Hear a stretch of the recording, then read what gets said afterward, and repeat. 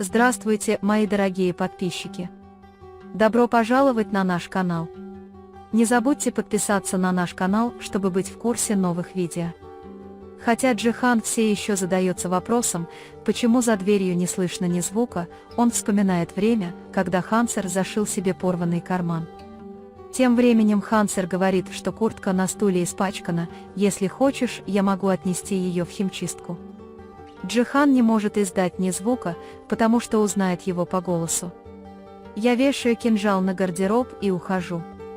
Чем больше я задерживалась, тем больше я задерживалась, говорит он и уходит. Несмотря на то, что Джихана покрывает холодный пот, он испытывает облегчение, когда Хансер уходит. Пока Йонджи рожает, акушерка говорит, что роды опасны, потому что ребенок не переворачивается, но ни Нусрета, ни Бейзу это не волнует. Когда акушерка говорит «давай, девочка, делай, что я говорю, и давай избавимся от них», это не глаза, плачет Йонка, мне не выбраться из этого дома. Когда Джемиль не может связаться с Дерией, ему становится очень любопытно. Не волнуйтесь, Даггер приходит и пытается его успокоить, спрашивая, куда он теперь пойдет, но Джемиль снова звонит и пытается связаться с ним. Пока Дерья жалуется, что акушерка еще не пришла, значит, родов не было, она понимает, что звонит Джемиль и отвечает, говоря, что моя мама больна.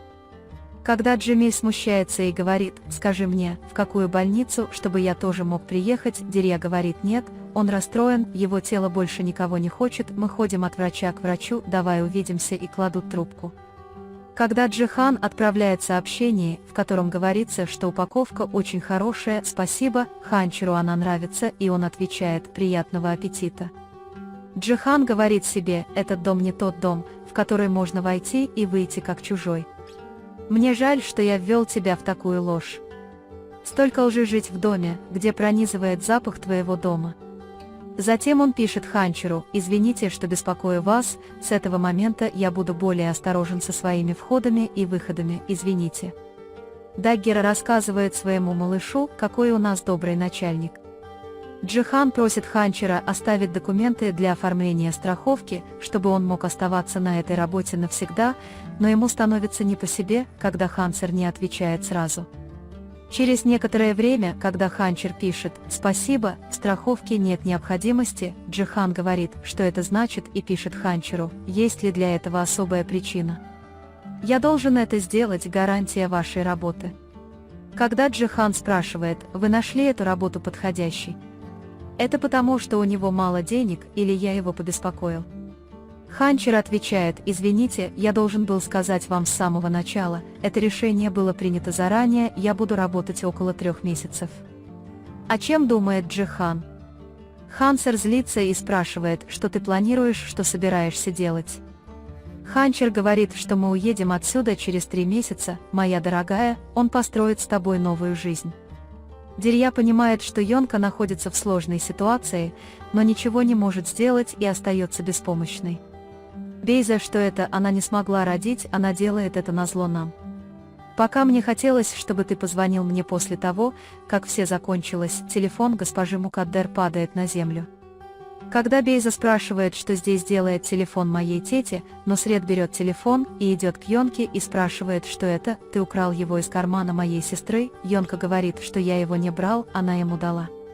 Даггер говорит, что она начала любить своего ребенка еще до того, как он родился, и как сильно она будет любить его, когда он родится и ляжет на диван. Они пытаются не дать Йонке издать какой-либо шум, прикрывая ей рот тканью. В дверь стучат, и когда Нусрет подходит к двери, он дает Бейзе ткань и велит ей заткнуться.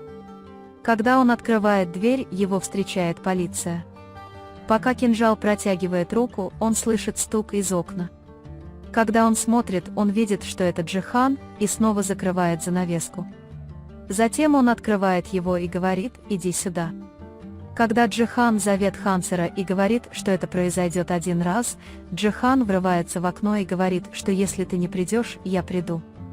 Когда Джихан входит, она с любопытством смотрит на вязание своего ребенка на диване. Когда Ханчер сразу же начинает их собирать, Джихан спрашивает, почему ты их прячешь. Ханчер говорит, что я буду прятать. Это детская одежда Эмира. Я собирал ее. Кроме того, мне не нужно всем с тобой делиться. Мы с тобой развелись.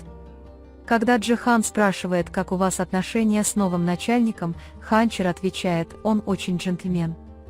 Он даже не приходит домой, когда я рядом. Он очень вежливый и не такой, как ты, который выпрыгивает из окна. Когда Джемиль услышал голоса, он постучал в дверь Ханчера и сказал: «Я услышал голос того человека, который будет твоим мужем, я пришел посмотреть, здесь ли он». Когда он спрашивает: «Нет Ханчера, который есть?» Это. «Я что-то слушал по телефону, я тебя разбудил». Джемиль говорит: «Девочки, нет». Затем, когда этот человек спрашивает, пытается ли он тебя похитить, ты не пойдешь, не так ли? Он говорит: «Нет, братан, я не пойду». Пока Джихан пытается узнать у Ханчера о его планах на будущее, когда Ханчер дает уклончивые ответы, Джихан говорит: «Я знаю, что ты пойдешь, просто скажи мне, куда ты собираешься пойти». Когда Ханчер говорит, что уезжает, Джихан спрашивает: «Почему мы развелись, а ты работаешь, у тебя должна быть причина уехать из этого города». Ханчер сжимает живот и говорит, что это необходимо. Джихан не может сдержать слез. Когда Ханчер говорит: «Ты понимаешь, в какую ситуацию ты себя поставил, пожалуйста, уходи», Джихан в слезах идет к двери. Когда он услышал звук двери и подумал, что это Джемиль Дерья, он прибежал и сказал: «Это Ханчер, брат, я вышел подышать свежим воздухом, потому что не мог спать», и дверь хлопнула, когда дул ветер. Когда Даггер заходит в свою комнату, он говорит, как он себя чувствует. «Я не сделал ничего, чтобы показать, что ухожу». Он даже не может терпеть эту идею. Пока он меня не увидит, он привыкнет к этой ситуации. Мы начнем новую жизнь с моим малышом. Когда Нусрет говорит: «Моя жена рожает», офицеры говорят: «Это не так, давайте вызовем скорую, чтобы отвезти ее в больницу», и вызывают скорую помощь. В этот момент, когда ребенок начинает плакать, Нусрет заглядывает внутрь и говорит: «Моя жена и ребенок в порядке, скорая помощь не нужна», и отправляет полицейских. Когда выходит полиция и Дерья спрашивает, что случилось, полицейские говорят, что ее муж рожает, а джентльмен заботится о своей семье. Пока акушерка собирается завернуть ребенка и передать Йонке, Бейза берет его из ее рук и мешает ему, потому что она устала. Потом, когда он говорит, что кровотечение у Йонки не останавливается, нам нужно доставить эту женщину в больницу, Нусрет говорит: «Вы сделали свое дело, уходите отсюда». Когда женщина говорит все, что угодно, Нусрет отсылает ее, угрожая убить. Йонка без сознания, а акушерка убегает из дома. Дерья боится, что акушерка убегает, и недоумевает, что произошло внутри. Бейза не может заставить ребенка замолчать и боится, что Йонка мертва из-за ее бездействия. Пока Дерья наблюдает за домом, Нусрет выходит с киркой и лопатой в руке и начинает копать землю в саду. «Я буду жить той жизнью, о которой вы мечтаете ради Бейза Йонки, не волнуйтесь, я не буду вымещать свой гнев на вашем сыне, он моя единственная связь с Джиханом», — говорит он. Когда входит Нусрет, его руки и лицо покрыты грязью. Бейза говорит: «Так ты собираешься его здесь похоронить?» «Я так напуган, мы не можем переместить его в другое место. Если мы его не похороним, он нас похоронит вот так. Подойди и брось мне одеяло, я с этим разберусь». Когда Нусрет заворачивает Йонку в одеяло и приносит ее хоронить, Дерья видит ее и плачет по ней. Когда Дерья видит движение Йонки, она радуется, думая, что эта тетушка жива, а когда она издает звук, Нусрет слышит его и смотрит позади нее. Дерья тут же прячется. Ханчер думает о том, что сказал ему Джихан, и расстраивается. Он говорит: «Я жду, когда огонь внутри меня превратится в угли. Ты приди и зажги его, очень трудно не понять боль в твоих глазах».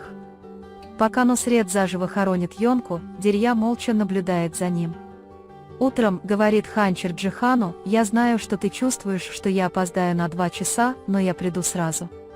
Когда Джихан спрашивает, что ты делаешь, чтобы узнать, куда он идет, Ханчер отвечает: «Я был бы признателен, если бы вы позволили мне сделать что-то особенное». Когда Джихан отвечает: «Прошло всего 2 часа», Ханчер говорит: «Думаю, он расстроился, потому что я сказал, что пойду». Пока Джемиль собирается выйти из дома, чтобы с любопытством посмотреть на Дерью, в дверь входит Дерья с растрепанными и грязными волосами. Когда я спрашиваю его, что случилось, он говорит, что я упал в муниципальную яму. Пока Джемиль собирается пойти к нему, чтобы узнать, не случилось ли что-нибудь с его матерью, и он не может ей сказать, Ханчер приходит к Дерье и спрашивает тетю, в порядке ли она. Пока Нусрет хоронит Янчу, Дерья бросает камень в окно, а когда Бейза пугается и звонит отцу, Нусрет уходит и убегает внутрь. Дерья немедленно очищает Йонку и показывает свое лицо. Пока Йонка разговаривает с ней, кто-то держит ее за плечо. Вы можете поделиться своим ценным мнением в разделе комментариев. Не забудьте подписаться и включить уведомления, чтобы увидеть больше видео. Увидимся в следующем видео.